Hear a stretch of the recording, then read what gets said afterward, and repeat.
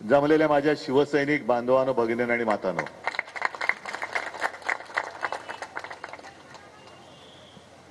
कल्याण मतदारसंघात येण्यापूर्वी मी घरी एक पत्रकार परिषद घेतली. कदाचित आपण पाहिली असाल.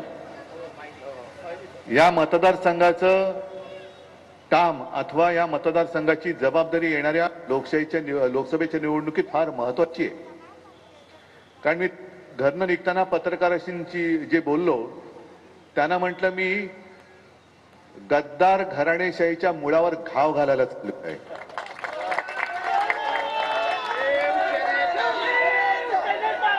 काल आपले माननीय पंतप्रधान महाराष्ट्रामध्ये येऊन गेले. माझ्या माहितीप्रमाणे या महिन्यात पुन्हा एकदा ते येणार आहेत. उद्या संक्रांत आहे, तिळगुळ घ्या. हा तिळगुळ वाटप सुरू आहे. तिळगुळ घ्या आणि गोड गोड बोला. पण या लोकसभेच्या निवडणुकीत हुकुमशाहीवरती संक्रांत येणार आहे हे मात्र नक्की.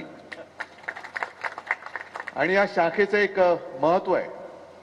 मला आता आपले सदा आणि सगळी मंडळी सांगत होते,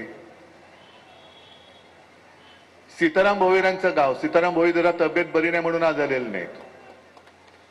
पण एक साधा शिवसैनिक गद्दाराला कसा पाडू शकतो हे त्यांनी दाखवलेलं आहे. आणि त्याच्यामुळे मला चिंता नाहीये. कल्याणमध्ये काय होणार.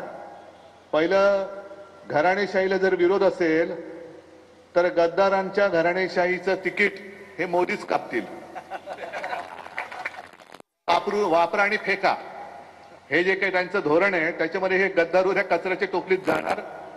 आणि नाही गेले तर आपण आहोतच कचऱ्याच्या टोपलीत टाकायला.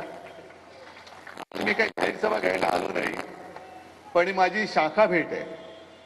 गेले अनेक महिने माझ्या मनामध्ये होतं की कल्याण मतदारसंघात जे तुम्ही सगळे कार्यकर्ते वेळोवेळी शिवसैनिक मातोश्रीवर येत असतात, म्हटलं चला आपण एकदा जाऊन भेटूया. आज नुसती भेट आहे. आणि या पहिल्याच भेटीमध्ये पहिल्याच शाखेच्या हे आपण ही शाखा तशी जुनीच आहे, पण त्याचं नवनिर्माण, कचरा काढून टाकला, नवप्राण प्रतिष्ठा केलेली आहे. काल मोदीजींनी केली ना 5 स्टार साफसफाई. 5 स्टार साफसफाई म्हणजे अगदी कार्पेट सुद्धा साफसूफ पाहिजे.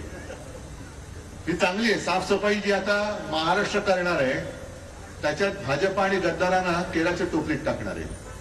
आणि हे पवित्र काम आम्ही करणारच. ही आता या 22 जानेवारीला प्रभू रामचंद्राचं जे मंदिर अयोध्येला उभं राहतंय त्या निमित्ताने आपण प्रतिज्ञा केली पाहिजे. आणि मला खात्री आहे की शिवसैनिकाला, मी भाजपला सांगते, शिवसैनिकाला डेवचू नका. कारण मधमाशाचं पोळं असतं, जेव्हा चांगलं असतं तेव्हा मध मिळतं. ते आजपर्यंत तुम्ही घेतलं. पण मधमाशाच्या पोळ्यावरती जर दगड मारला तर काय होतं ते येत्या निवडणुकीत तुम्हाला आम्ही दाखवून दिल्याशिवाय राहणार नाही. आणि तुमच्यातला उत्साह, ही जिद्द ही अशीच कायम ठेवा आणि गद्दारांना गाडा. हे एवढंच तुम्हाला एक विनंती करतो. धन्यवाद. जय हिंद, जय महाराष्ट्र.